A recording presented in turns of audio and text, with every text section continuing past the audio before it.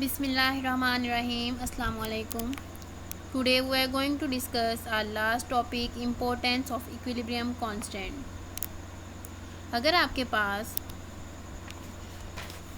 Kc की numerical value मौजूद है तो आप रिएक्शन की डायरेक्शन और उसका एक्सटेंट जो है वो फाइंड आउट कर सकते हैं कि रिएक्शन जो है वो किस डायरेक्शन में जा रहा है, फॉरवर्ड या रिवर्स, और उस किस हद तक कंप्लीट हो चुका है. Predicting direction of a reaction at a particular moment can be predicted by inserting the concentration of the reactants and products at that particular moment in the equilibrium expression. अगर आपके पास कोई भी रिएक्शन जो है वो हो रहा है और आप किसी भी टाइम पे उस रिएक्शन की डायरेक्शन फाइंड करना चाहते हैं तो उस टाइम पे रिएक्शन की जो कंसंट्रेशन होगी, रिएक्टेंट्स और प्रोडक्ट्स की जो कंसंट्रेशन होगी उस टाइम पे, आप क्या करेंगे, उन कंसंट्रेशंस को पुट कर दें इक्विलिब्रियम एक्सप्रेशन में. आपके पास जो भी वैल्यू आएगी वो आपको रिएक्शन की डायरेक्शन के बारे में बताएगी. Consider the gases reaction of hydrogen with iodine. Hydrogen iodide react करके क्या बनाते हैं, हाइड्रोजन आयोडाइड. क्योंकि ये रिवर्सिबल रिएक्शन है तो जब ये रिएक्शन हो रहा होता है उस वक़्त हमारे पास रिएक्शन मिक्सचर में हाइड्रोजन भी होता है, आयोडीन भी, और हाइड्रोजन आयोडाइड भी होता है. क्योंकि रिवर्सिबल रिएक्शन में कम्बिनेशन और डीकम्पोजिशन दोनों एक ही टाइम पे हो रहे हैं तो हमारे पास तीनों चीज़ें जो हैं वो मौजूद होंगी. हम अपने रिएक्शन मिक्सचर में से सैम्पल्स को निकालेंगे और इनकी कंसनट्रेशन जो है वो डिटरमाइन करेंगे. हमारे रिएक्शन मिक्सचर में क्या चीज़ मौजूद है, हाइड्रोजन आयोडाइड, हाइड्रोजन और आयोडीन. हम इन तीनों को निकालेंगे अपने मिक्सचर में से, इनके सैंपल्स निकालेंगे और इनकी कंसंट्रेशन को डिटरमाइन करेंगे. Suppose that concentration of the components of the mixture are. Hydrogen की कंसंट्रेशन कितनी है आपके पास, 0.10 मोल पर डेसीमीटर क्यूब, आयोडीन की 0.20 मोल पर डेसीमीटर क्यूब और हाइड्रोजन आयोडाइड की 0.40 मोल पर डेसीमीटर क्यूब. यहाँ पे आपको मोलर कंसंट्रेशन के साथ छोटा सा टी लिखा हुआ नज़र आ रहा है. इसका क्या मतलब है कि ये रिएक्शन जो आपने कंसंट्रेशन ली है इस रिएक्शन की वो आपने इक्विलिब्रियम पे नहीं बल्कि किसी भी टाइम पे ली है. The subscript t with the concentration samples means that the concentrations are measured at some time t. ये किसी भी टाइम पे ली गई हैं, नॉट नेसेसरली एट इक्विलिब्रियम. ज़रूरी नहीं कि इक्विलिब्रियम की स्टेट में हो रिएक्शन, बल्कि किसी भी टाइम टी पे ली गई हैं. When we put these concentrations into the equilibrium constant expression we obtain a value called the reaction coefficient QC. आपके पास इक्विलिब्रियम कांस्टेंट KC किसके इक्वल होता है, प्रोडक्ट्स बाय रिएक्टेंट्स के. तो आप इस एक्सप्रेशन में इन वैल्यूज़ को पुट कर दें, products hydrogen iodide bye reactants hydrogen and iodine. ये रिएक्शन की जो भी वैल्यू आएगी, QC की जो भी वैल्यू आएगी वो आपको रिएक्शन की डायरेक्शन के मतलब बताएगी. QC is equal to hydrogen iodide by hydrogen and iodine. आप इनकी को सॉल्व कर लें, इनकी वैल्यूज़ को पुट करके आपके पास जो आंसर आ रहा है वो क्या है, 8. अब देखें KC की वैल्यू क्या थी, 57, जबकि QC की वैल्यू क्या आ रही है, 8. मीन्स के QC की वैल्यू लेस देन है KC से.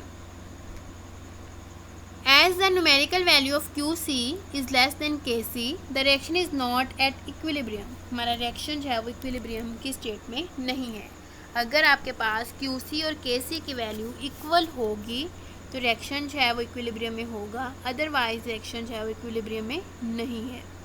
It requires more concentration of product.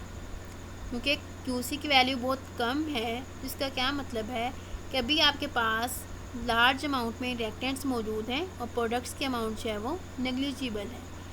जब आपके पास रिएक्टेंट्स ज़्यादा मिकदार में हैं तो मीन्स के अभी रिएक्शन जो है वो फॉरवर्ड रिएक्शन में जा रहा है. The reaction coefficient QC is useful because it predicts the direction of the reaction by comparing the value of QC with KC. हम QC और KC की वैल्यूज़ को कंपेयर करके रिएक्शन की डायरेक्शन को बता सकते हैं. There are the some generalization about the direction of the reaction. अगर QC की वैल्यू जो है वो KC की वैल्यू से लेस देन होगी तो रिएक्शन जो है वो फॉरवर्ड जाएगा. QC की वैल्यू कम है तो ये क्या ज़ाहिर करता है कि रिएक्शन में लार्ज अमाउंट में रिएक्टेंट्स मौजूद हैं और प्रोडक्ट्स के अमाउंट जो है वो नेग्लिजिबल है।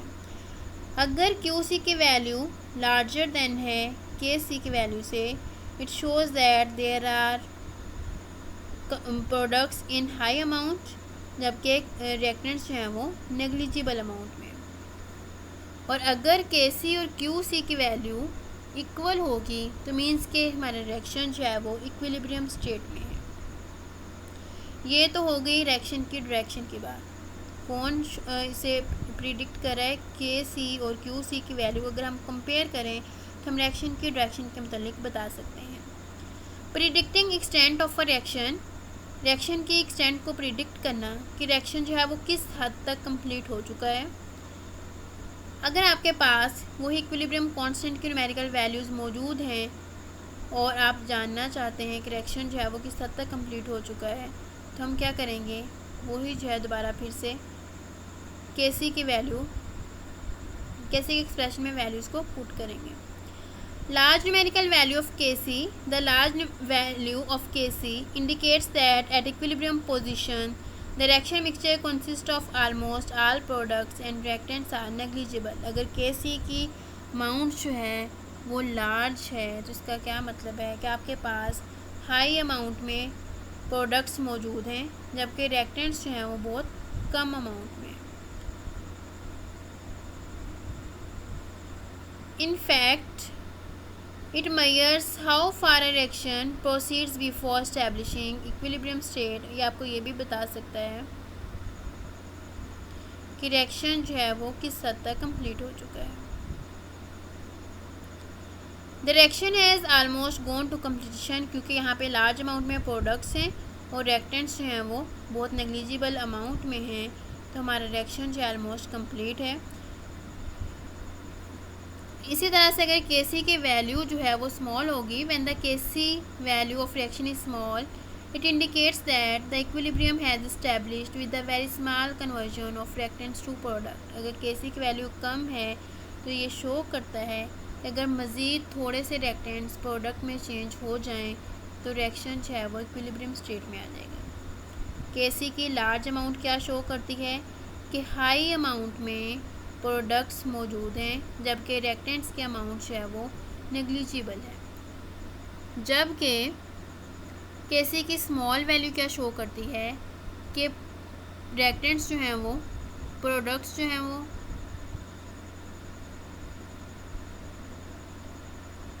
नेग्लिजिबल हैं, जबकि रिएक्टेंट्स जो हैं वो लार्ज अमाउंट में मौजूद हैं। ऐसे रिएक्शन जो है कभी भी कंप्लीट नहीं होते, जैसा कि अमोनिया का रिएक्शन दिया गया है। Numerical value of KC is neither small nor large. Such reactions have comparable amounts of reactants and products at equilibrium position. ऐसे रिएक्शन में रिएक्टेंट्स और प्रोडक्ट्स की अमाउंट जो है वो एक दूसरे के कंपेरेबल होती हैं। मीन्स के डिकम्पोजिशन और कम्बिनेशन का रिएक्शन जो है वो दोनों सेम रेट पे हो रहे होते हैं, जिस वजह से क्या होते हैं, एक दूसरे के कंपेरेबल होते हैं और रिएक्शन जो है वो ऑलमोस्ट इक्विलिब्रियम स्टेट में होगा। अल्लाह हाफिज़।